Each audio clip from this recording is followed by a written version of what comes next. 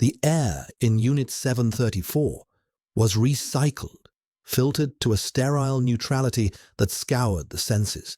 It tasted of nothing, smelled of nothing, felt like a cool, sterile veil against the skin. Elion traced the condensation on the permaglass window, his finger leaving a fleeting smear on the view of the tiered, monolithic city drenched in the perpetual twilight of atmospheric regulators. Below, maglev transports slid along their designated pathways with a silence that was more unnerving than noise. It was a world of perfect, humming order, a world that had no place for the chaotic storm of memory and biology that lived inside his own skin. He breathed in, the automated ventilation system kicking in to cycle the air once more, and tasted only the ghost of a scent. Ozone and cold rain, a scent that did not belong to him, a scent he had been trying to forget for 3 years, 7 months, and 11 days. The memory was a physical thing, a pressure behind his sternum. Reese, all careless charm, and the sharp, volatile scent of a young alpha still learning the shape of his own power. Reese, who had taken the delicate, rain-washed lavender of Ilion's own scent and called it a weakness, a flaw in the code. He had promised a bond, a place in the tiered world outside this window, but the promises had been as thin as the recycled air. The contract had been terminated under Clause 4.2, biological incompatibility, a clinical, bloodless phrase for a shattering, for being discarded. Elion's hand fell from the glass. His reflection stared back, a pale, hollowed-out version of the Omega he was supposed to be.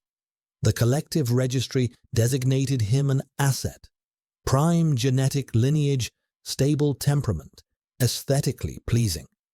He was a vessel for the future, a carefully curated piece of biological machinery. But after Reese, he had been reclassified, damaged goods, salvageable, but with a notation in his file that followed him like a shadow. He was not an asset. He was not a vessel. He was a ghost haunting the sterile shell of a life provided for him by the very system that had broken him. The silence in the unit was absolute, engineered to be soothing. It was not soothing. It was a vacuum, amplifying the frantic beat of his own heart, the whisper of his own blood. He could feel the low, latent thrum of his own cycle, a distant tide pulling at his cells.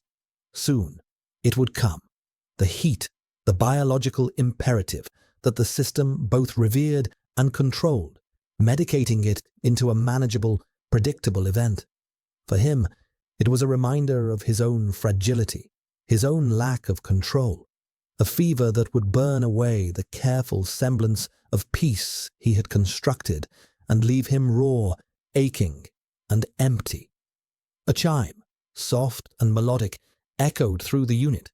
It was the sound of an arrival, not a delivery drone, not a maintenance bot. The chime was reserved for designated visitors of high clearance. He had not had a visitor in years. A cold dread, sharp and familiar, coiled in his stomach. He remained perfectly still, his gaze fixed on the door, a seamless white panel in a seamless white wall. The air in the room seemed to thin, to grow colder. A secondary chime, a soft authorization tone, and the door slid open with a whisper of pneumatics. The man who stood there was not Reese. He was taller, broader, a monolith carved from shadow and authority.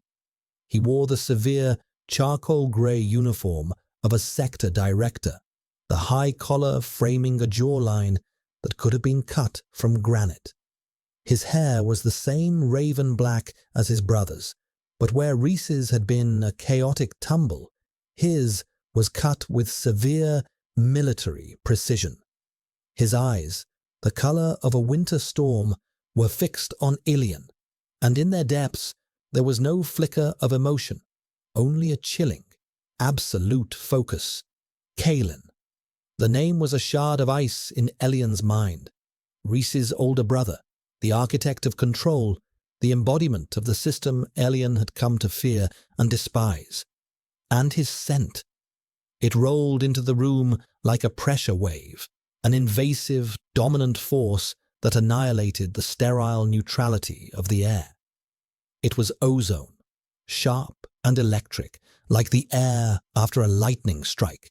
It was the cold, clean scent of forged steel, and beneath it a dark, resonant note of vetiver, earthy and absolute. It was the scent Elian had been tasting in his memory, the one he had tried to scrub from his senses. It was the scent of power. Kalen took a single step into the room, and the door slid shut behind him, sealing them in. The silence that followed was heavy, weighted with history and unspoken things. It was a silence that felt far more dangerous than any sound. "Elian," he said. His voice was a low baritone, as measured and controlled as the rest of him. It was not a greeting. It was a statement of fact, a claim.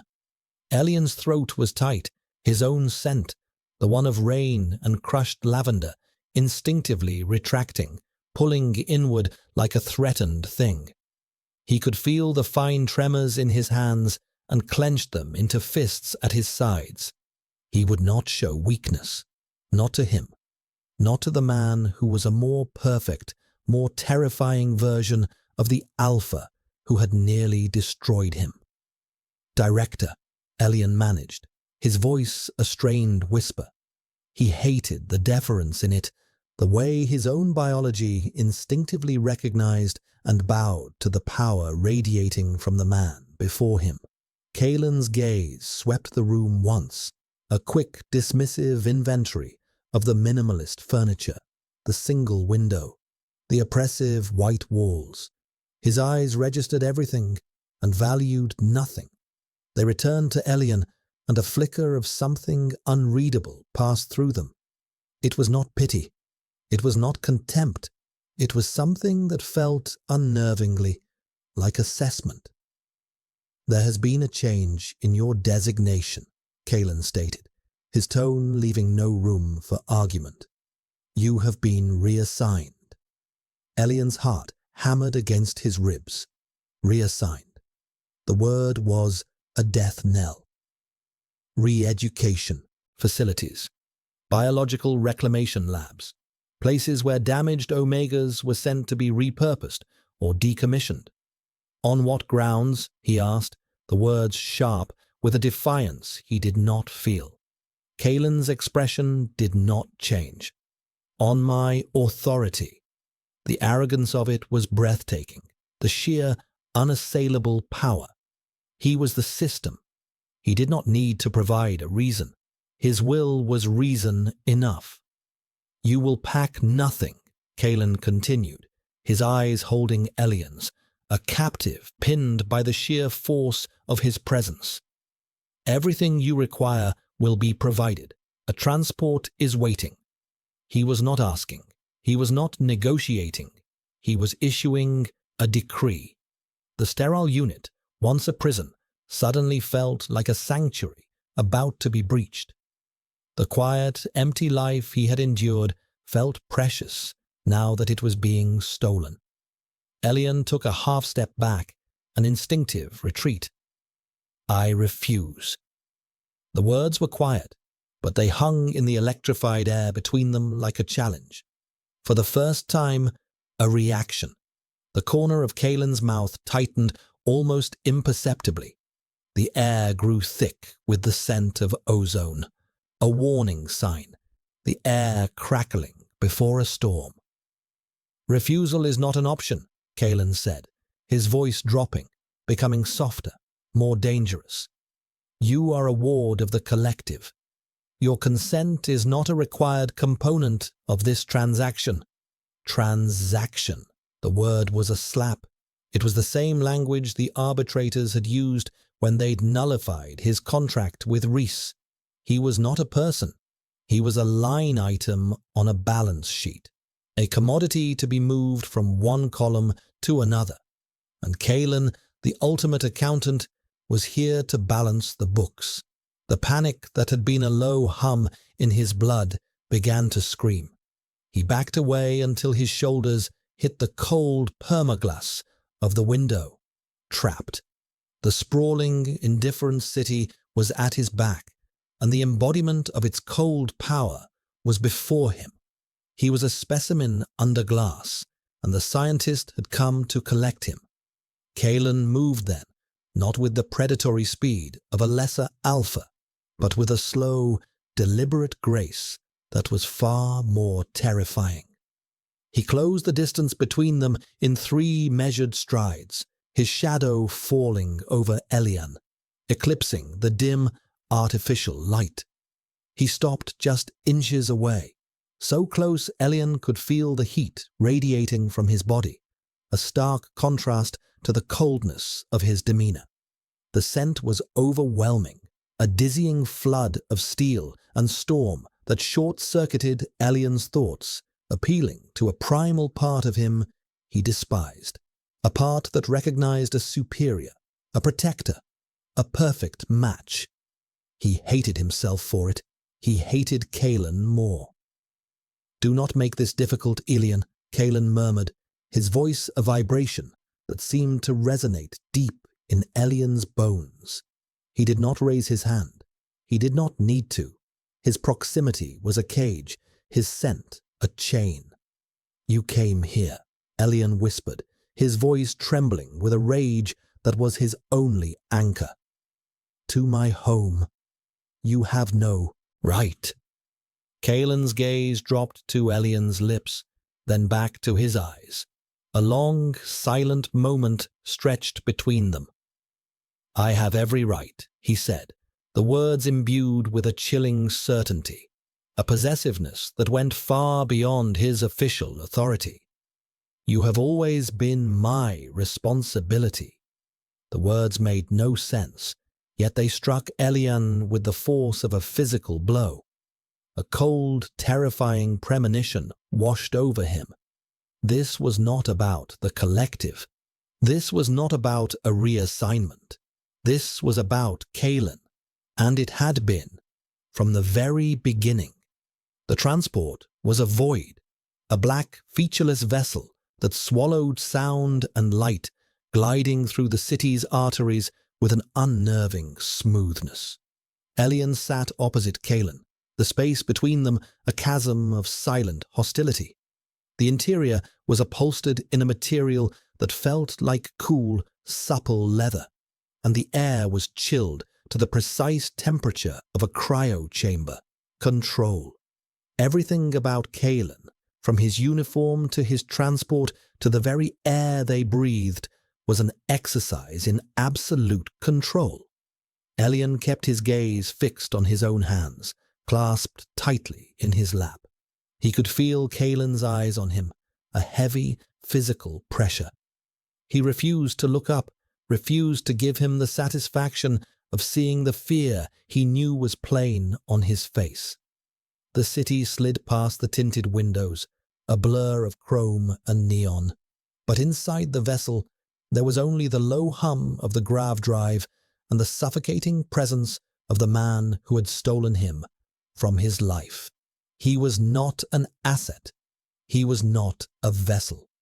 The words were a silent mantra, a shield against the overwhelming power of the alpha across from him. But the shield was thin, and Kalen's scent was a corrosive acid, eating away at his defenses. It was a scent that didn't just dominate, it promised. It promised stability, security, a strength so absolute it could shelter a storm. It was a lie. All alpha promises were lies, wrapped in pheromones and pretty words. He had learned that from Reese. Reese, who smelled of fleeting things, wild ginger and summer lightning, a scent as unreliable as he was. Kalen's scent was the opposite. It was permanent. It was foundational. It smelled like the bedrock of the world, and that was infinitely more dangerous. "Where are you taking me?" Elian asked, the question tearing through the silence, raw and ragged. Kalen didn't answer immediately. He seemed to consider the question, as if weighing the strategic value of the information. "To my residence," he finally said, his voice calm, level. "Sector 0. The Apex." The Apex. The name was whispered in the lower sectors, a place of myth and fear. It was the administrative and residential spire that pierced the atmospheric regulators, the seat of the collective's power. It was Kalen's domain, a gilded cage then, larger than his unit, but a cage all the same. Why? Elian pressed, a desperate need to understand clawing at him. "What is this reassignment?" "Your previous classification was deemed inefficient," Kalen replied, the clinical word hanging in the air. "You were stagnating, a valuable asset left to degrade. It was an oversight. I am correcting it." The sheer arrogance of it stole Elian's breath. He was an oversight, a clerical error to be rectified. The past 3 years of his quiet, painful existence erased with a single, dismissive word. The anger that had been simmering beneath his fear began to boil. "You have no idea what my life was," he snapped, his head snapping up, his eyes finally meeting Kalen's. "You see a notation in a file, a biological marker, and you think you understand. You think you can just correct me?" For the first time, Kalen's mask of impassivity seemed to crack. A flicker of something dark and intense moved in the depths of his storm-grey eyes. "I understand," he said, his voice dropping lower, "that my brother is a fool who broke something he was never worthy of holding. I understand that the system I serve is flawed, and it left you to suffer for that foolishness. And I understand that I will not allow that to continue." The words were a shock, a dissonance that rattled Elian's preconceived notions. He had expected clinical justifications, rhetoric about the good of the collective. He had not expected this quiet, searing condemnation of his own brother, this admission of a systemic failure. It felt like a confession. It felt like a trap. "What do you want from me?" Elian whispered, the anger draining away, leaving behind a cold, hollow dread. Kalen leaned forward slightly, the movement precise, controlled. The space between them shrank, his scent intensified, a focused wave of ozone and steel. "For now," he said, his gaze unwavering, "I want your compliance." The transport began to decelerate, its smooth glide shifting into a gentle ascent. Through the window, Elian saw the cityscape fall away, the endless tiers of habitation blocks replaced by the stark obsidian facade of a single, massive spire. They were rising into the clouds of the atmospheric regulators, leaving the world of ordinary people behind. The Apex. The vessel docked with a barely perceptible sigh of pneumatics. The door slid open, not to a public platform, but to a private entryway. The air that greeted them was different from the city's. It was thinner, crisper, with the faint metallic tang of high altitude and advanced filtration. The space was vast, a cavern of polished black marble and cool, indirect lighting. The silence here was different too. It was not the empty silence of Elian's unit. It was the heavy, expectant silence of immense power. Kalen stepped out of the transport, and Elian hesitated. Every instinct screamed at him to stay, to retreat back into the familiar anonymity of the vessel. But there was nowhere to go. Kalen waited, his posture patient but unyielding. It was clear he would wait all night if he had to. With a deep, shuddering breath, Elian forced himself to move, his legs stiff, his body a wire of tension. He stepped into Kalen's world. The moment his feet touched the marble, the transport door slid shut behind him. The sound of its departure, a final, severing click. He was here. He was trapped. Kalen led him through a series of corridors that were more like art galleries than hallways. The walls were stark, broken only by vast, floor-to-ceiling panels of glass that looked out onto the swirling, synthetic clouds. There was no art, no personal touches. There was only space, light, and a chilling sense of order. They arrived at a set of tall, brushed steel doors. Kalen placed his palm on a scanner, and they slid open to reveal a residential suite that was larger than Elian's entire habitation block. One entire wall was a window showcasing a breathtaking, terrifying view of the city below, a glittering circuit board stretching to the horizon. The furniture was minimalist, expensive, and cold. A long, low sofa in dark grey, a table of polished chrome, a single, perfect orchid, its white petals a stark contrast to the monochrome environment. "This will be your space," Kalen announced, his voice echoing slightly in the cavernous room. "The domestic systems are voice-activated. The nutrient synthesizers are programmed to your dietary requirements. Your biometric signature will grant you access to all non-restricted areas of this level."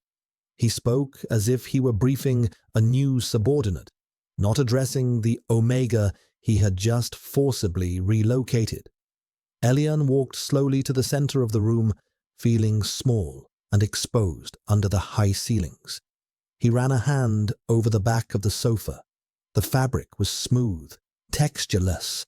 Like everything else here, it felt manufactured, unreal. "And the restricted areas?" he asked, his voice quiet. "Are those the ones with locks on the outside?" Kalen turned to face him, his expression unreadable. "The restricted areas are for your own safety. This is the nerve center of the collective's security network. There are places you should not go.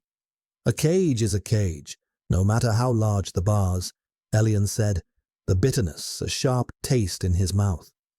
He turned and faced the massive window. The city lights were like a million unblinking eyes, all watching him. "My unit was small, but it was mine. This is yours."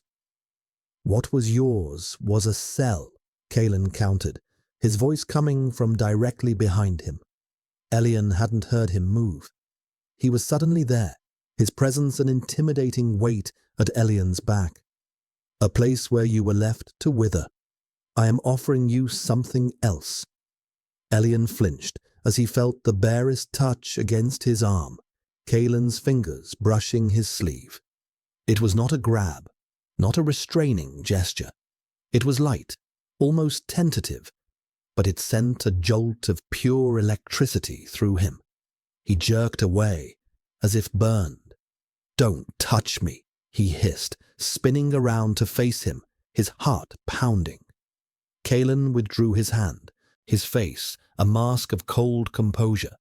But his eyes held a deep, ancient hurt that stunned Elian into silence.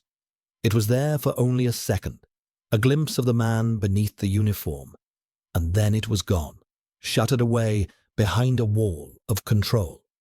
"As you wish," Kalen said, his voice flat, devoid of all emotion. "Rest. We will speak again in the morning." He turned and walked away without another word, his footsteps silent on the marble floor. The steel doors slid shut behind him, leaving Elian alone in the vast, empty suite. The silence that descended was absolute. He was alone, but the room was not empty. It was filled with the lingering, spectral presence of Kalen's scent. Ozone, steel, and vetiver. It clung to the air, a phantom touch against his skin, a promise and a threat all in one.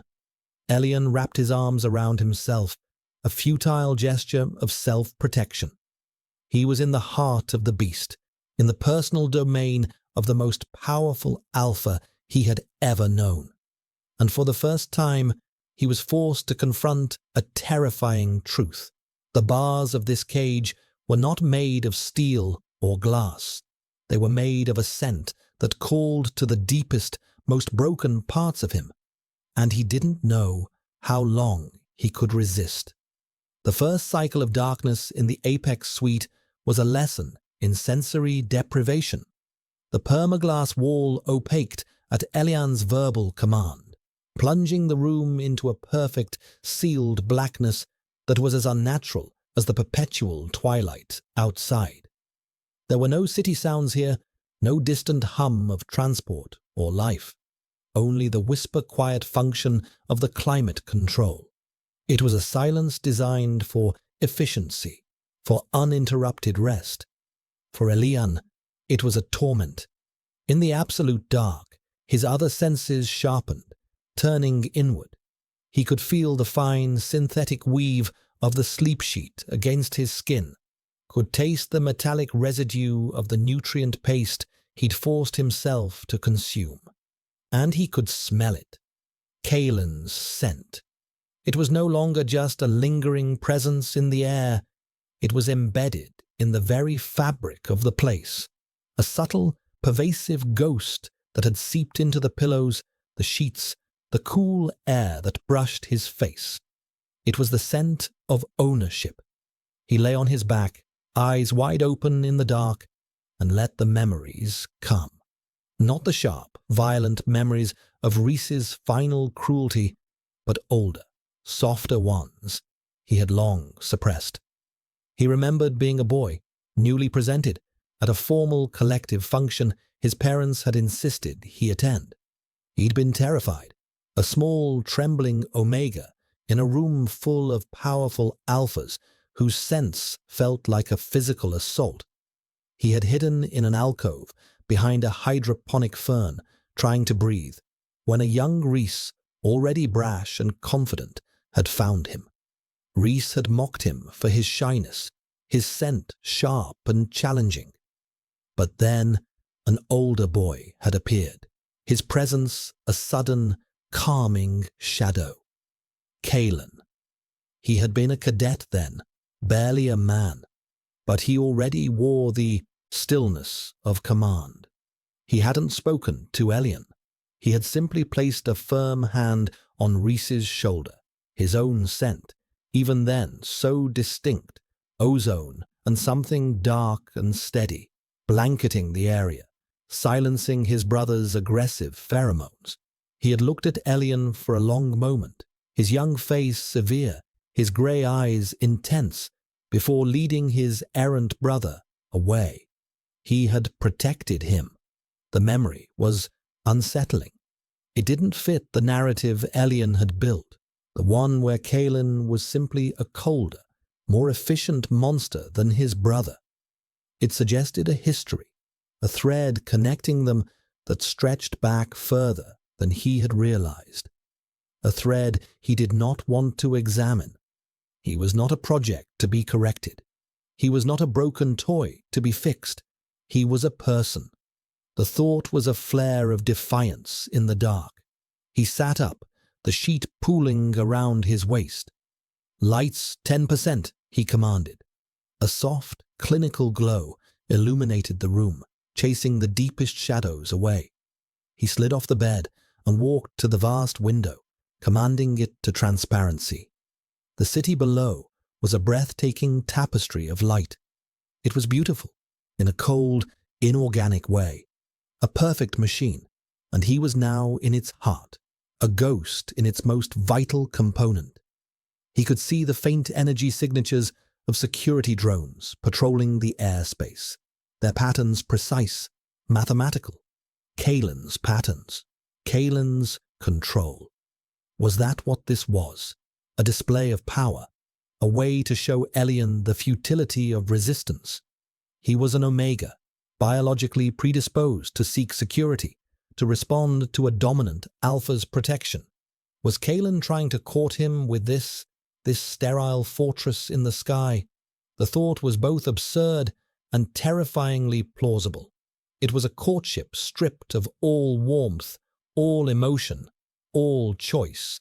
It was a transaction, an acquisition. He leaned his forehead against the cool glass, the vibration of the spire a low thrum against his skull. He felt like a prisoner, but also like a specimen being observed.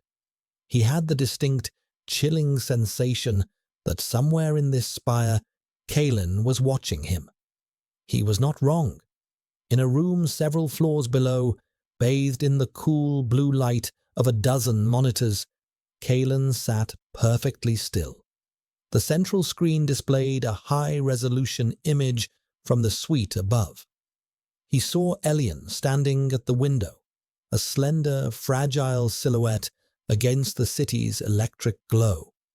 He watched the elegant line of his neck, the slight tremble in the hands he pressed against the glass. He had programmed the surveillance protocols himself. It was a matter of security, he told himself. The apex was a target. Elian was a vulnerability. It was a lie, a necessary clinical lie he used to justify the raw, possessive ache in his chest. He had wanted Elian for a decade. Since that first day, he had seen him at the collective function, a terrified boy with the scent of a summer storm, trying to hide from a world that wanted to consume him. He had seen the spirit in him, the quiet defiance that his brother had later mistaken for weakness and tried to crush. For years, Kalen had watched from a distance, respecting the boundaries, honoring the contract between Elian and Reese. He had trusted his brother to see what he saw. He had been wrong. The day the contract termination notice had crossed his desk, filed under the cold justification of biological incompatibility, a rage unlike any he had ever known had ignited within him. A cold, precise rage. Reese had not found incompatibility. He had found a spirit he could not break and had discarded it out of frustration. He had damaged a rare and beautiful thing and then blamed the thing itself for its perceived flaws. And the system, Kalen's system, had validated it, had taken Elian's file and stamped it with failure. That was the day Kalen's quiet, theoretical disillusionment with the collective had become a sharp, personal vendetta. The system was not merely flawed, it was cruel. It prioritized genetic viability over emotional well-being. It saw people as assets and relationships as contracts. It had created alphas like Reese, entitled, careless, and destructive. And it had created omegas like Elian, vulnerable, commodified, and disposable. Kalen zoomed in the monitor, the image resolving to show the fine hairs on Elian's arm, the faint sheen of perspiration on his temple. His own scent glands tingled, a low, primal urge to release his pheromones, to flood the ventilation system and let his scent wash over the Omega, to soothe him, to claim him. He suppressed it with an iron will that had been forged over a lifetime of discipline, control, precision, order. These were the pillars of his existence. Elian was a chaotic variable, a beautiful, unpredictable storm that threatened to shatter them all. His plan was already in motion, a dangerous, intricate scheme to use his position at the heart of the collective to dismantle its most dehumanizing aspects. It was a plan that required absolute secrecy and unwavering control. Bringing Elian here was a risk, a massive, emotional, illogical risk. It was a weakness. But as he watched Elian turn from the window, his face a mask of lonely defiance, Kalen knew it was a risk he had been destined to take. He was not just saving an asset from degradation. He was not just correcting an oversight. He was reclaiming something that should have been his from the very beginning. He was saving the only person who had ever made him feel the terrifying exhilarating possibility of chaos. He reached out and touched the cool screen, his fingers tracing Elian's silhouette. A futile gesture, a moment of weakness in the privacy of his surveillance chamber. He had to be careful. He had to be patient. He had to earn the trust of the person he had stolen, to convince him that this cold, gilded cage was not a prison, but the only sanctuary that could protect him from the storm that was coming. A storm that Kalen himself was about to unleash. The days that followed fell into a strange, sterile rhythm. Elian would wake to the soft, automated chimes of the suite. He would consume the perfectly balanced, utterly tasteless nutrient paste that appeared in the replicator. He would explore the confines of his gilded cage, the vast living area, the impossibly soft sleep chamber, the sterile cleansing room with its sonic shower and temperature-controlled water. He had access to the full collective media archive, a bottomless well of information and entertainment. But it all felt distant, unreal. It was like watching a play from behind a thick pane of glass. He was a spectator in a life that was not his own. Kalen was a ghost. He would appear once a day, usually in the evening cycle, materializing at the door to the suite with his unnerving silence.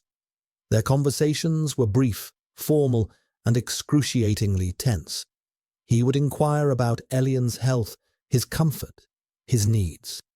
He spoke with the detached concern of a technician checking on a valuable piece of equipment. Elian's answers were clipped, monosyllabic. He refused to give Kalen anything, refused to show any vulnerability. He would stand with his arms crossed, a defensive posture he was perpetually aware of, and meet Kalen's steady grey gaze with one of cold defiance. He was a prisoner performing for his jailer. Yet beneath the surface of these sterile encounters, something else was happening, a slow, unwilling acclimatization. His body, traitor that it was responding to the absolute security of the apex. He was sleeping better than he had in years, the deep, uninterrupted sleep of an animal that knows no predator can reach its den. And his senses were beginning to recalibrate to Kalen's scent. It was no longer an assault. It was a baseline, the foundational note of his new reality. The sharp, electric tang of ozone had become the smell of the air he breathed. The coldness of steel was the feeling of safety. The dark, earthy vetiver was a grounding force in the sterile environment. He hated it. He hated the way his pulse no longer leaped into a frantic rhythm when Kalen entered the room. He hated the way some deep, instinctual part of him relaxed in the alpha's presence, recognizing a power that was not chaotic or threatening, but steady, controlled, and absolute. One evening, Kalen deviated from the script. He arrived not in his severe director's uniform, but in simple black fatigues that seemed to make him look both younger and more dangerous. He was not holding a data slate. He was holding a small, flat, rectangular object. "A gift," Kalen said, his voice as neutral as ever, as he held it out to Elian. Elian stared at the object, then at Kalen's face, searching for a trick, a hidden motive. "I don't want anything from you," he said, his voice flat. "Take it," Kalen insisted, his arm remaining outstretched, his patience seemingly infinite. With a sigh of irritation, Elian snatched it from his hand. It was a book, a real one. The cover was worn, made of some kind of treated paper fiber, a relic from a bygone era. Most physical media had been digitized centuries ago. To see one, to hold one, was a startling anachronism. The title was embossed in faded silver leaf, sonnets from the Portuguese. He opened it carefully. The pages were thin, almost brittle, and they smelled of dust, thyme, and something faintly floral. It was the first real, organic scent he had encountered since his arrival. "Where did you get this?" he whispered, his fingers tracing the delicate printed words. "My mother's collection," Kaelin said quietly. She believed that some things should not be translated into pure data, that they would lose their soul. The mention of his mother, of a past, of a human connection, was so unexpected it left Elian momentarily speechless. He had thought of Kaelin as a machine, a product of the collective's eugenics and training programs. The idea that he had a mother who collected poetry was a crack in that facade. "Why are you giving this to me?" Elian asked, looking up at him, his defenses momentarily lowered. Kaelin's gaze was fixed on the book in Elian's hands. "My brother, in his report on the termination of your contract," he began, his voice tight, controlled. "He noted your interest in pre-collective literature as a sign of sentimental regression. He listed it as a symptom of your incompatibility." Elian flinched, the memory of Rhys mocking his books, calling them useless dust catchers, a fresh sting. He had loved his small collection of salvaged texts. They had been his escape. Rhys had made him feel ashamed of it. "He called it a weakness," Elian said, the words bitter. "It is not a weakness," Kaelin stated, his grey eyes finally lifting to meet Elian's. There was a fire in them, a cold, banked fury that was more intense than any shouted rage. "It is a strength, to appreciate beauty, to connect with the past. That is something this world has forgotten how to do. It is something the system seeks to erase. Rhys is the weak one, for he cannot see it." The passionate defense of the very thing he had been made to feel ashamed of stunned Elian. He didn't know how to respond. The silence stretched, but for the first time, it was not empty. It was filled with a new, fragile understanding. He could feel something radiating from Kaelin, an empathic wave of something. It wasn't pity. It was a fierce, protective anger on his behalf. And beneath it, a profound, aching loneliness that mirrored his own. He was not just a jailer. He was a prisoner too, trapped in a different kind of cage, a cage of duty, of power, of crushing responsibility. "Thank you," Elian said, the words soft, sincere. He clutched the book to his chest. It felt like an anchor. Kaelin gave a single, sharp nod, the moment of connection already passing, his mask of control sliding back into place. "The nutrient synthesizer has been updated," he said, his tone shifting back to the familiar, detached report. "Your biometric readings indicated a slight potassium deficiency. It has been corrected." And just like that, the spell was broken. He was a specimen again, his body's chemistry monitored and adjusted like a lab experiment. The whiplash was dizzying. The kindness and the clinical control were a confusing, contradictory mix that kept him perpetually off balance. After Kaelin left, Elian sat with the book for hours. He read the poems, his fingers delighting in the texture of the paper, his mind soaking in the archaic, beautiful language of love, loss, and devotion. It was a language the collective had tried to stamp out, replacing it with contracts and compatibility indexes. It felt like a rebellion, a small, quiet act of defiance in the heart of the enemy's fortress. And it had been given to him by the enemy himself. Or was he the enemy? The question was a dangerous one. It was easier to see Kaelin as a monster, a tyrant, a kidnapper. It was safer to see him as a man, a complex, lonely man who harbored a secret love for poetry and a quiet rage against the system he served. That was far more terrifying. Because if he was not a monster, then what was he? And what did he truly want from Ilian? That night, as he lay in the silent darkness, he did not try to block out Kalen's scent. He breathed it in, letting it settle in his lungs. Ozone, steel, vetiver, and something else, something he had not been able to identify before. Faint, almost undetectable, beneath the layers of power and control. The scent of old paper and dried flowers, the scent of a hidden, secret soul. The book was a key. It unlocked a door Ilian hadn't realized was closing, the one to his own mind. He devoured the sonnets, then used the suite's archive to call up other pre-collective works, projecting the text onto the air in front of him. He lost himself in stories of worlds that were chaotic, messy, and gloriously, tragically human.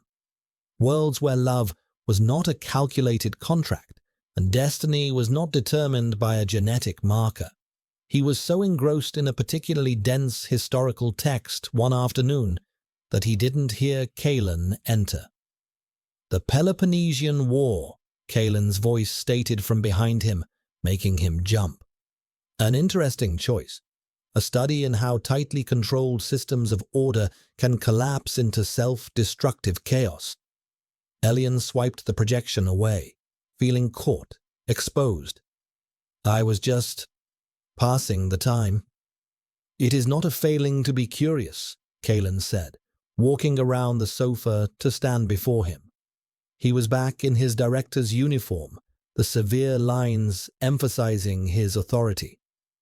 "Curiosity is the engine of change. It is also a threat to stability. The collective discourages it for a reason." He was speaking in paradoxes again, both upholding and subverting the system with the same breath. It was maddening. "Is that why you brought me here?" Ilian asked, deciding to confront the ambiguity head-on. "Because I'm a threat to stability?" Kalen's gaze was serious, intense. He looked as if he were weighing a decision of immense gravity. He took a slow breath, the sound of it quiet in the vast room. "I brought you here because you are the key to dismantling it." The words hung in the air, electric, unbelievable. Ilian stared at him, his mind struggling to process the statement. Dismantling the collective. The idea was insane. It was the monolithic, unassailable reality of their world. To speak of dismantling it was sedition of the highest order. "You're lying," Ilian said, the words a reflexive defense against a concept too large and dangerous to contemplate. "This is a test, a psychological game to see if I'll break." "It is not a game," Kalen said, his voice low and urgent. He took a step closer. "Look at this world, Ilian. Look at what we have become. A society that prioritizes genetic purity over happiness, that medicates heats into non-events, that arranges bonds based on statistical probability. We have engineered the humanity out of ourselves in the name of order. We have created a generation of alphas like my brother, arrogant, empty, and cruel. And we have classified omegas like you as damaged when you fail to conform to their shallow expectations." Every word was a hammer blow, striking at the heart of Ilian's own pain, his own secret resentments. He was giving voice to the silent scream that had lived inside Ilian for years. "The system is failing," Kalen continued, his eyes burning with a zealot's fire. "The birth rates are declining despite our perfect matches. The psychological distress rates in designated omegas are skyrocketing. The center cannot hold, but the directorate is blind. They will reinforce the protocols, tighten their control, and strangle what little life is left. They believe the machine is perfect. It is the components that are flawed."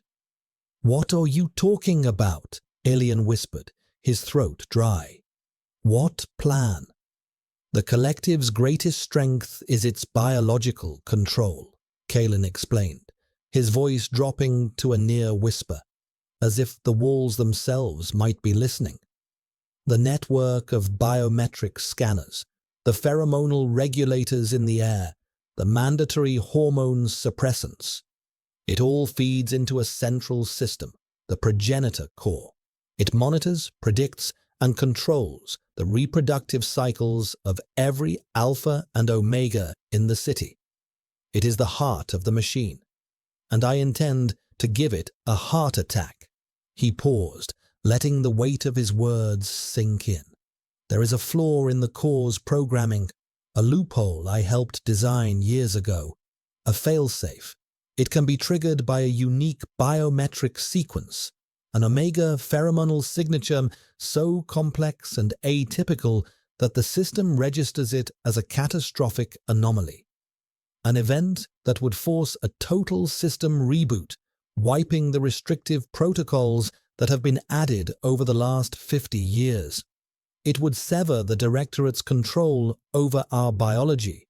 It would give us our bodies back. Elian felt a wave of dizziness. He sank back into the sofa, his mind reeling. A pheromonal signature. Yours, Kalen said, the word soft but absolute. Your scent profile, the one my brother's crude senses deemed incompatible, is one of the most complex I have ever encountered. The way it fluctuates with your emotional state, the unique combination of terpene compounds, it's not a weakness, Elian. It's a key, a weapon. So this was it, the reason, the grand, terrifying truth behind his abduction. He was not a mate to be claimed, not a project to be corrected. He was a tool, a biological lockpick for a systemic cage. The revelation was both a relief and a profound violation. You analyzed my pheromones, he asked, the words sharp with accusation. You have my data file. My scent profile is classified. I have had your complete biological and psychological profile under my personal review for the last 10 years, Kalen admitted without a trace of apology. The confession was staggering. 10 years. He had been an object of study, a long-term project for the cold, calculating man who now stood before him. The intimacy of it was a violation worse than any physical touch. You have been watching me, Elian breathed, the realization dawning, cold and horrific. All this time, even when I was with him. Yes, Kalen said, his voice tight. I watched him fail to appreciate you. I watched him try to change you, and I watched the system discard you. I could not intervene directly without compromising my position, without revealing my intentions. But I never stopped watching. I never stopped waiting for the right moment to act. The obsession in his voice was terrifying. It was the cold, patient obsession of a predator or a savior. Elian couldn't tell which. So you waited until I was broken, Elian said, his voice trembling with a fresh wave of anger. Until I was isolated and alone, and then you came to collect your weapon. I came to you when I was ready, Kalen corrected, his jaw tight. When my plan was in place, when I could offer you not just an escape, but a purpose, a chance to destroy the very system that hurt you. You didn't offer, Elian shot back, his voice rising. You took, you dragged me from my home, you locked me in this tower. You talk about freedom, about choice, but you have given me none. I gave you a sanctuary. Kalen's voice rose for the first time, a crack of thunder in the sterile room. The air thickened with the scent of ozone. Do you have any idea what would have happened to you? Your next heat cycle is imminent. Without suppressants, it will be powerful. Your atypical pheromones would have flagged you in the network. You would have been taken to a reclamation lab, studied, dissected, and recalibrated until there was nothing left of you. I took you to save you. The raw truth of his words struck Elian silent. He knew about the reclamation labs. Every Omega did. They were bogeymen, whispered horror stories of those who were too different, too difficult. And his next heat, he had felt it coming, a low thrum in his blood. He had been trying to ignore it. The silence in the room was heavy, charged.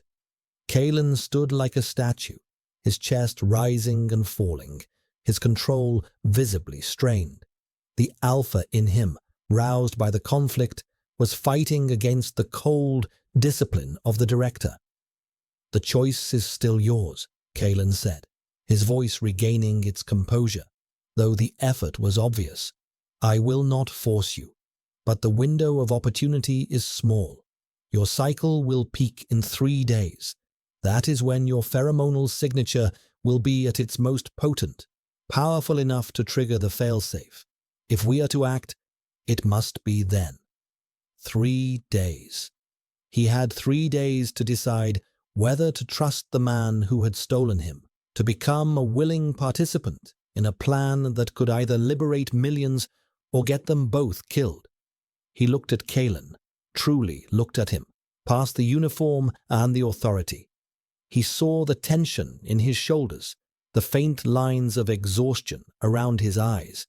He saw a man who was utterly, terrifyingly alone, waging a secret war from the highest tower of the enemy. And he had chosen Elian as his only ally. He was not just a weapon. He was a partner. The realization shifted everything. This was not about being used. It was about being seen. Kalen hadn't just seen a compatible Omega or a set of desirable genes. He had seen the strength in what Reese called weakness. He had seen the value in what the system called a flaw. "What happens?" Elian asked quietly. "If we succeed?" Kalen's expression softened, a barely perceptible change, but it was there. "We give them back the chaos," he said. "We give them back the right to choose their own partners, to feel their own emotions, to have their own lives, for better or for worse. We make them human again." Elian looked down at the book of poetry still sitting on the table. He thought of its worn pages, its scent of time and dust. It was a relic of that chaotic human past, a past Kalen seemed to understand, to value, a past he was willing to risk everything to reclaim. "And if we fail?" Elian asked. Kalen's grey eyes met his. There was no lie in them, no false promise, only the cold, hard truth. "Then we will be erased," he said, "and no one will ever know we tried." The next 48 hours were a blur of condensed information and simmering tension. Kalen transformed from a distant, watchful guardian into a focused, intense strategist. The vast living area of the suite became a war room, the air filling with holographic schematics of the apex, security patrol routes, and complex lines of code. He walked Elian through the plan with a cold, terrifying precision. The progenitor core was located in the sub-basement of the apex, the most secure level of the spire, shielded by layers of biometric scanners, pressure plates, and quantum-encrypted firewalls. Kalen, as sector director, had the clearance to bypass most of them, but not all. The final access point to the core's primary regulator is keyed to a dual biometric signature, Kalen explained, pointing to a glowing red node on the schematic.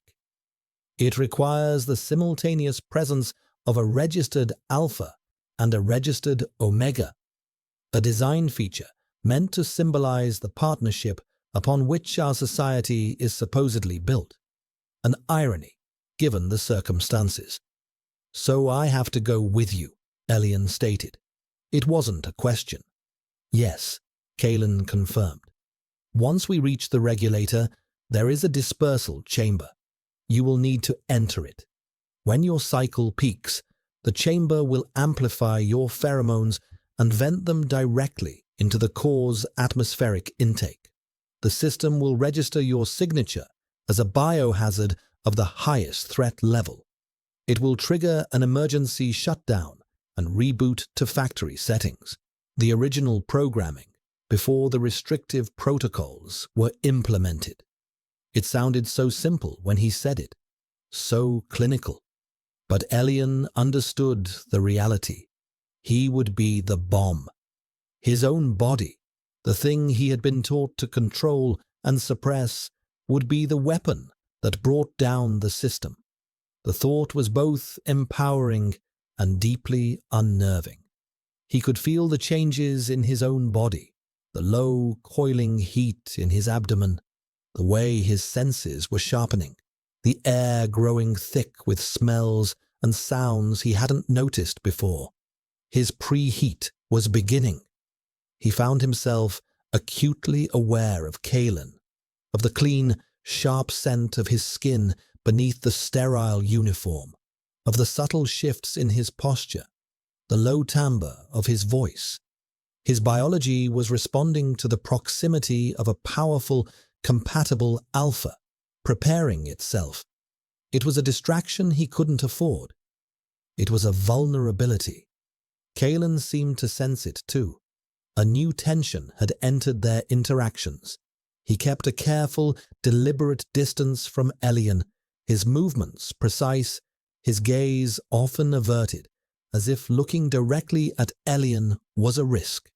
The air between them crackled with an unspoken, dangerous energy. The closer the heat came, the more the alpha in Kalen fought against the director's control.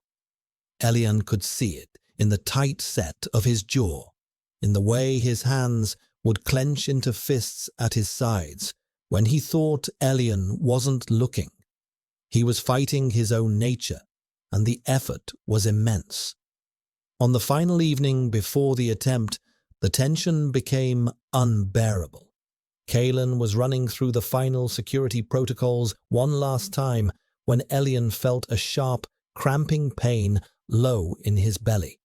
He gasped, doubling over, his hand flying to his abdomen.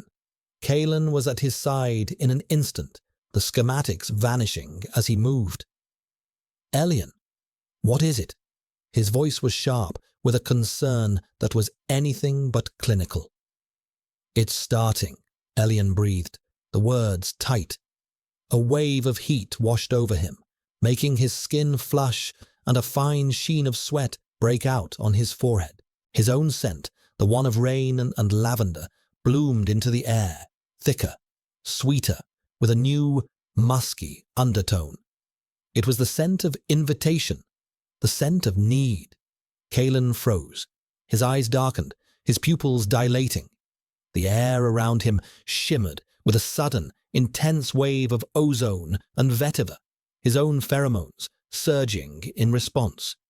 It was a raw, possessive, overwhelming display of dominance, an instinctive claim.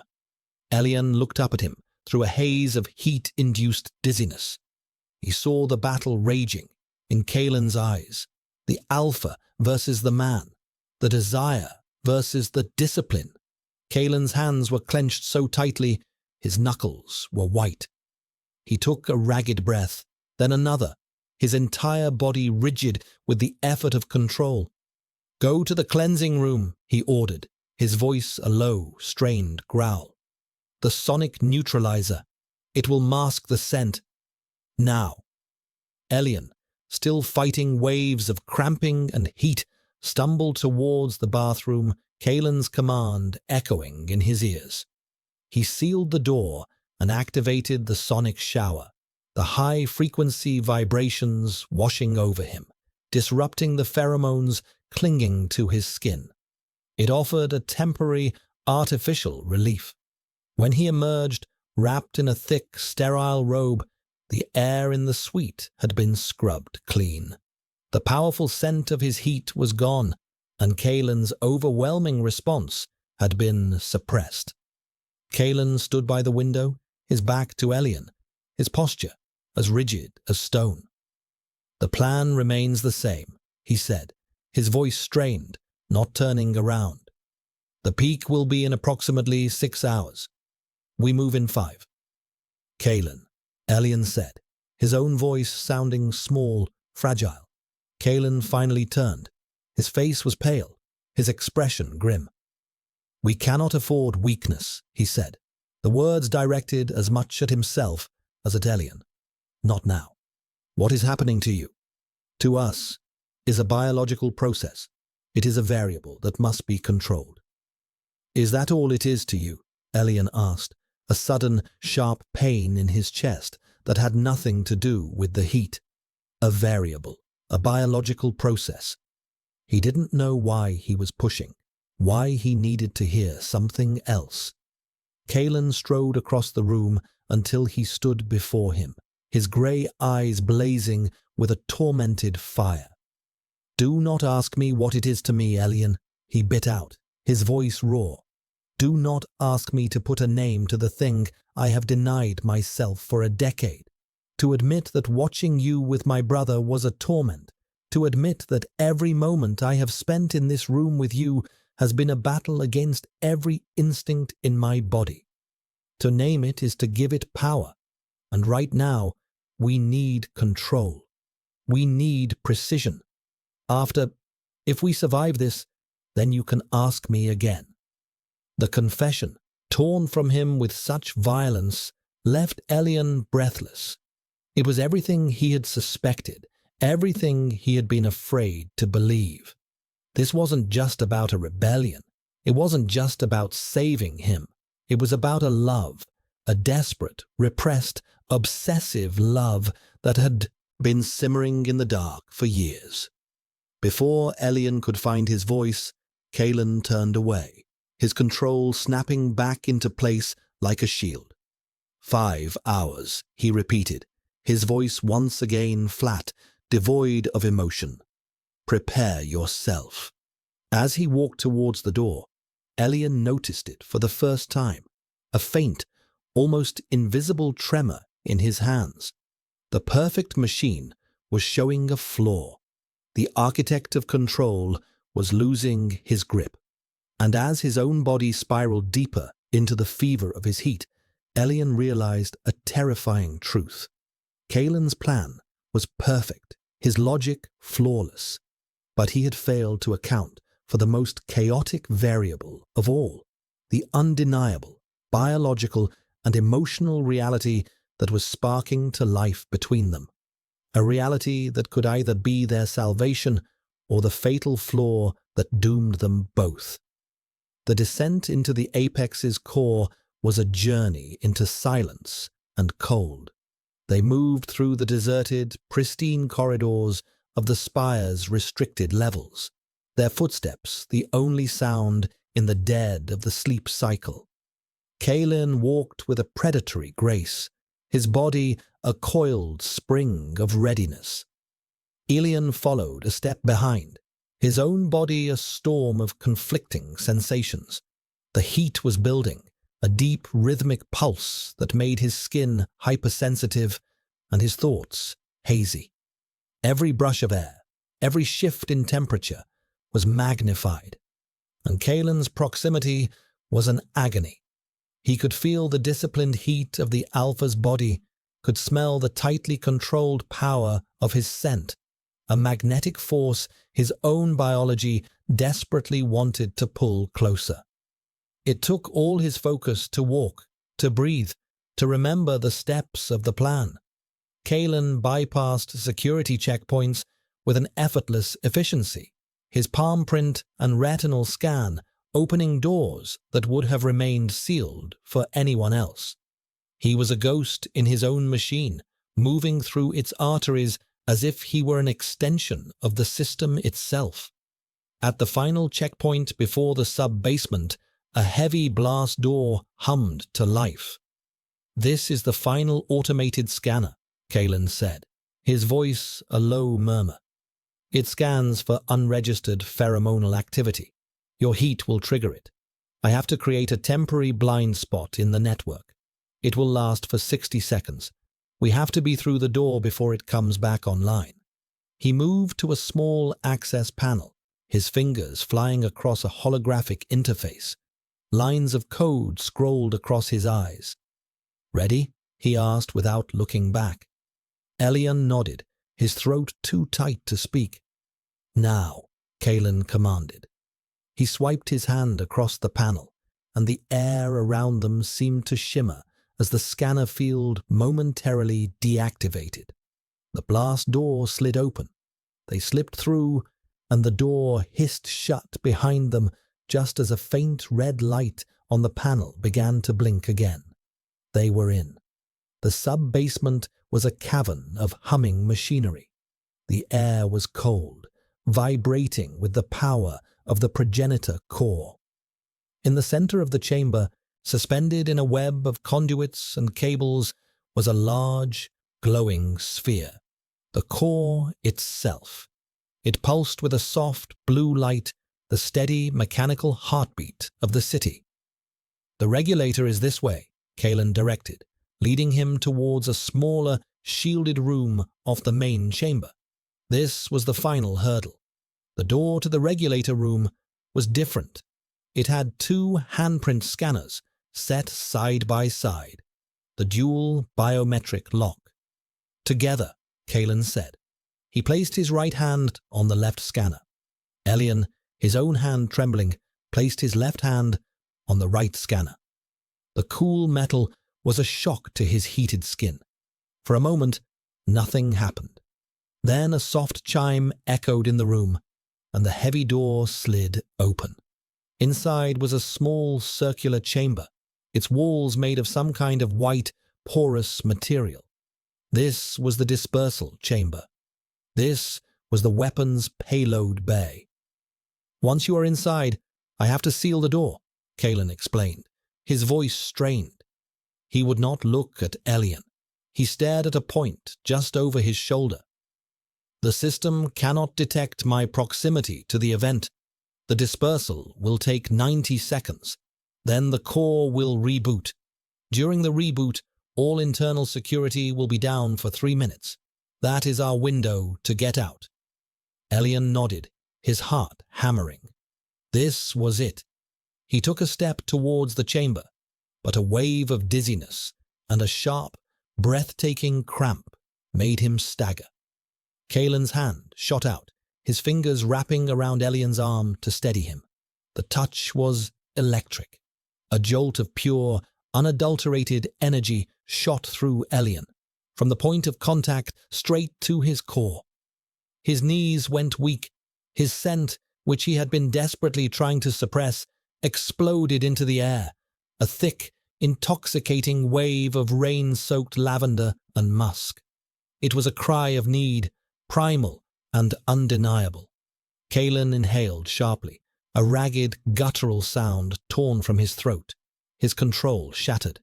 His carefully constructed walls of discipline crumbled into dust.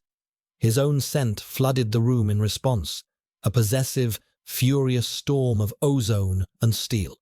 His grey eyes, dark with a decade of repressed longing, finally met Elian's.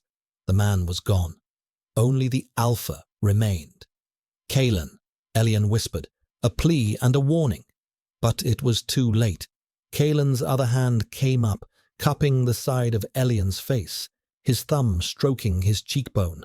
The touch was achingly gentle, a stark contrast to the raw power pouring off him. "I cannot," he rasped, his voice thick with a desire so profound it was a physical pain. "I cannot put you in that chamber alone." "You have to," Elian insisted, his own resolve wavering under the intensity of Kalen's gaze. "The plan." "To hell with the plan," Kalen growled. He lowered his head, his forehead resting against Elian's. They were breathing the same air, a supercharged mixture of their combined scents. It was dizzying, overwhelming. "I will not sacrifice you, not even to save the world."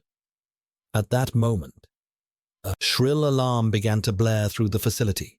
Red lights flashed, bathing the humming chamber in a hellish crimson glow. On a monitor nearby, Text flashed in stark white letters. Unregistered omega pheromonal surge detected. Level 1 biocontaminant alert. They know, Elian breathed, terror cutting through the heat haze. The blind spot wasn't enough. Your reaction, it amplified mine. The system detected us both. Kalen's head snapped up, the alpha's haze in his eyes clearing, replaced by the sharp, cold focus of the director. He looked at the flashing lights, at the alert on the screen, his mind processing the new, catastrophic variable. They will be here in minutes, he said, his voice grim. Security enforcement. They will seal this sector. Failure. It was happening. They had failed. The despair was a cold wave that threatened to drown Ilian. But Kalen was not defeated. His eyes, now clear and sharp as ice, darted from the dispersal chamber to the core, and then to Elian. A new, desperate plan was forming behind them. There is another way, he said, his voice low and intense. The dispersal chamber is designed for a controlled, atmospheric release, but a direct pheromonal shock, a concentrated burst at the core's primary intake valve, it might be enough to trigger the failsafe. But it would be uncontrolled. The feedback could be significant. What does that mean? Elian asked, his voice trembling. It means I have to get you close enough to the core itself, Kalen said, his gaze locking with Elian's. And it means I have to be with you, to protect you from the feedback surge when it reboots. He was offering to be a shield, to take the brunt of the system's death throes onto himself. No, Elian said. Kalen, you could be killed. We are already dead if we stay here, he countered, his voice leaving no room for argument. He grabbed Elian's hand, his grip firm, grounding. Do you trust me, Elian? The question hung between them, more important than any strategy, any plan.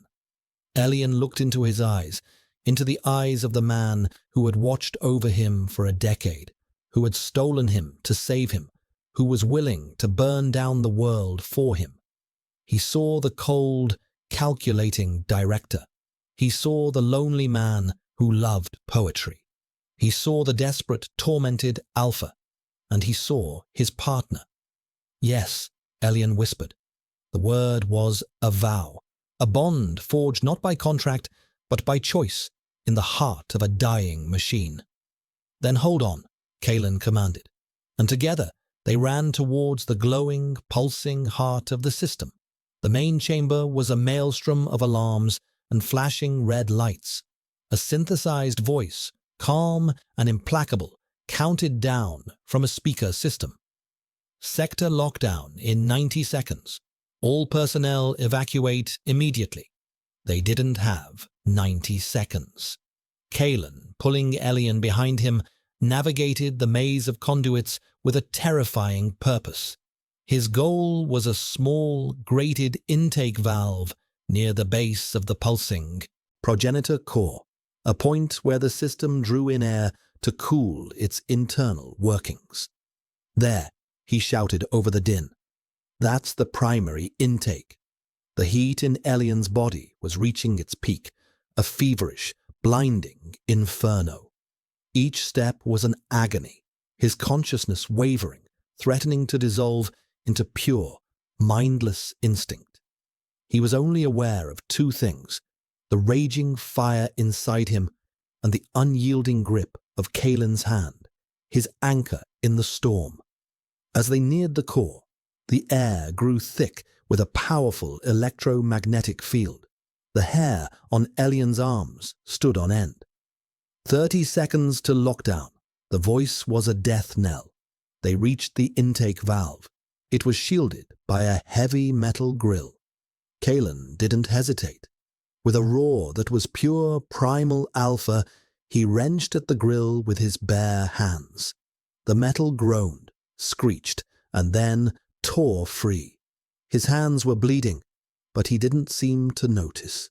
He turned to Elian, his face stark in the flashing red light, his eyes blazing. "Now, Elian," he yelled, "give it everything you have." Elian stumbled forward, his body trembling, overwhelmed.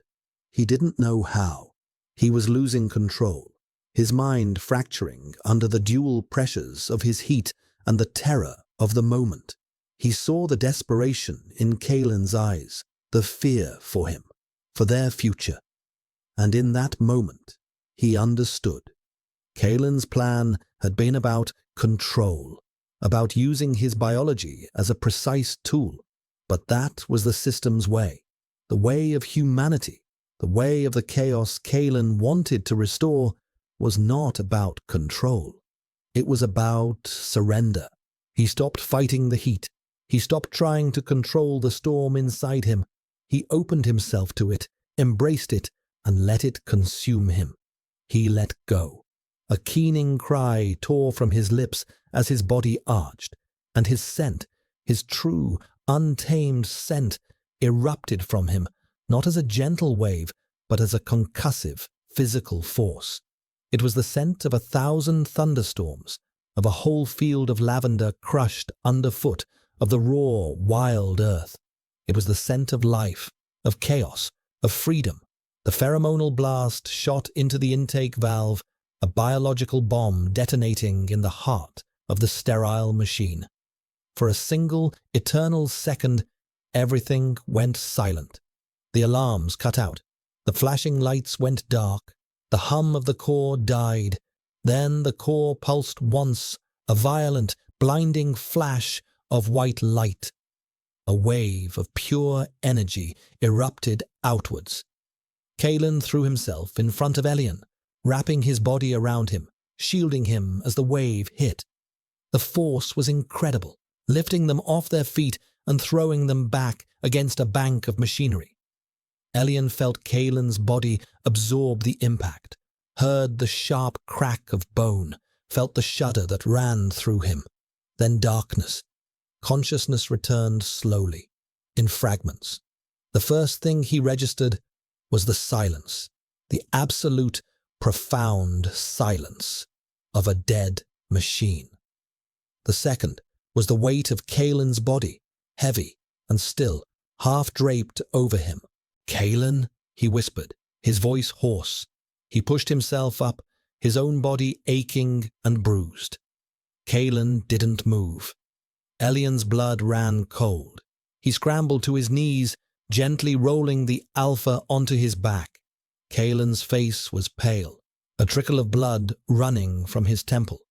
His uniform was torn, and his left arm was bent at an unnatural angle.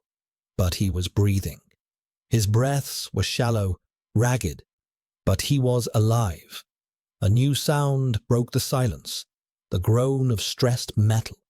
The heavy blast door at the entrance to the chamber was beginning to slide open. Security enforcement. They had been locked out, but now, with the system down, the lockdown had failed. They were trapped, and Kaelin was unconscious. Panic, cold and sharp, seized Elian. He looked at Kaelin's still form, at the opening door, and felt a wave of utter despair. They had done it. They had broken the system, and their reward was to be captured and erased. No, he would not let it end like this. He looked down at Kaelin, at the man who had fought a system, his own nature, and his own loneliness for him. Kaelin had been his shield. Now he would be Kaelin's. A new strength, born not of biology, but of pure, defiant will, flooded through him. He was not just an Omega. He was not just a weapon. He was Elian. He stood up, planting himself between Kaelin's body and the slowly opening door. He was shaking. He was exhausted, and the last embers of his heat were still flickering through him. But he stood tall. The door slid fully open. A squad of 6 heavily armed enforcers stood in the doorway, their plasma rifles raised. They were clad in black, featureless armor, their faces hidden behind reflective visors. They were the faceless agents of the order they had just shattered. The lead enforcer stepped forward, his rifle aimed at Elian's chest. "Surrender. Biocontaminant," the enforcer's synthesized voice commanded. "You are under the authority of the Collective Directorate." Elian lifted his chin. He met the blank, reflective face of the enforcer and did something he had never done before. He let his scent flow freely, not in a wave of heat, but in a calm, steady declaration of his presence. Rain and lavender, the scent of a quiet storm. "There is no more directorate," Elian said, his voice quiet, but carrying in the vast, silent chamber. "There is no more authority. Look around you. The machine is broken." The enforcers hesitated. They looked at the dead, silent core, at the dark monitors. Their world was built on the data streams, the commands, the constant input from the system. Without it, they were blind. They had no orders. "My orders are to secure the director," the lead enforcer said, his voice lacking its earlier conviction. He gestured with his rifle towards Kalen's body. "Step aside." "He is the one who did this," Elian said, the words a sudden, desperate gamble. "He is the one who freed you, who freed us all. Are you going to repay him by dragging him in chains to the very people who enslaved you?" He was speaking to the men, not the uniforms. He was betting on the sliver of humanity that might still exist beneath the armor and the conditioning. The enforcers looked at each other. He could see their hesitation in the slight shifts of their posture. They were soldiers without a general, cogs in a machine that had stopped turning. From behind him, a low groan. Kalen was stirring. He pushed himself up onto his good elbow, his face etched with pain. "Sheath your weapons," Kalen commanded, his voice weak but still filled with the innate authority of a director. "That's an order." The lead enforcer stared at him, then at Elian, then at the dead core. He stood conflicted for a long moment. Then, with a slow, deliberate movement, he lowered his plasma rifle. One by one, the other enforcers followed suit. The quiet clicks of their weapons being secured were the loudest sound in the world. Elian felt his legs give out, a wave of relief so profound it almost buckled him. He sank to his knees beside Kalen. Kalen looked at him, his grey eyes clear, full of pain, but also full of a fierce, triumphant pride. "Chaos," Kalen whispered, a faint, pained smile touching his lips. He reached out with his good hand, his fingers tracing Elian's jawline. This time, Elian did not pull away. He leaned into the touch, covering Kalen's hand with his own. It was a touch that promised not a cage, but a new, uncertain, and gloriously free world. The aftermath was not a celebration. It was a slow, creeping dawn. The city awoke to silence. The automated schedules that governed every aspect of life failed to activate. The nutrient synthesizers failed to dispense. The omnipresent, low-level pheromonal regulators in the air ceased their hum. For the first time in generations, the citizens of the collective breathed unfiltered air, felt their own unmedicated biological rhythms, and were faced with the terrifying, exhilarating burden of choice. Chaos reigned, but it was a quiet, confused chaos, not the violent uprising Kalen had perhaps anticipated. People were lost. They wandered the sterile corridors of their habitation blocks, looking for the instructions that would never come. In the apex, a power vacuum had formed. With the progenitor core offline, the Directorate's primary tool of control was gone. They were just men and women, stripped of their technological omnipotence. Infighting and blame began immediately. Kalen, his broken arm set and bound, his body a canvas of bruises, became an unlikely focal point. The enforcer squad who had found them had, against all odds, remained loyal. They saw in Kalen not the saboteur, but the only piece of the old world's authority that still made sense. They formed a protective cordon around him and Elian, securing the upper levels of the apex while the political structures below crumbled. They found sanctuary in Kalen's suite, the vast, sterile space now feeling less like a cage and more like the eye of a hurricane. Elian cleaned the cut on Kalen's temple, his touch gentle, tentative. The raw intimacy of the act was more profound than any bond the system could have manufactured. Kalen sat perfectly still, his eyes closed, letting Elian tend to him. The formidable director was gone, replaced by a weary, injured man. "Is it what you expected?" Elian asked softly, dabbing an antiseptic cloth against the wound. Kalen opened his eyes. They were clear, tired, but peaceful. "I expected nothing," he said. "I only planned for the first step, the fall. What comes next? That is for everyone to decide. I am no longer an architect, just a man." The words were a profound abdication of the power he had wielded his entire life. He had broken his own cage as surely as he had broken the system's. Later, Elian stood at the great window, looking down at the city. It looked the same, the towering structures, the streams of light. But the feeling was different. The perfect, humming order was gone, replaced by an uncertain, unpredictable energy. He felt a presence behind him and knew, without turning, that it was Kalen. He stood beside Elian, his good shoulder almost brushing his. They stood in a comfortable silence for a long time, watching the city begin to navigate its newfound, frightening freedom. "I have wanted to stand here with you for a very long time," Kalen said, his voice a low murmur beside him. "Not as a director with an asset, not as a jailer with a prisoner, just with you." Elian turned his head to look at him. The cool, analytical mask was gone completely now. In its place was a vulnerability that was more compelling than any display of power. "Why me, Kalen?" Elian asked, the question he had been holding in his heart from the very beginning. "All the Omegas in the city. Why me?"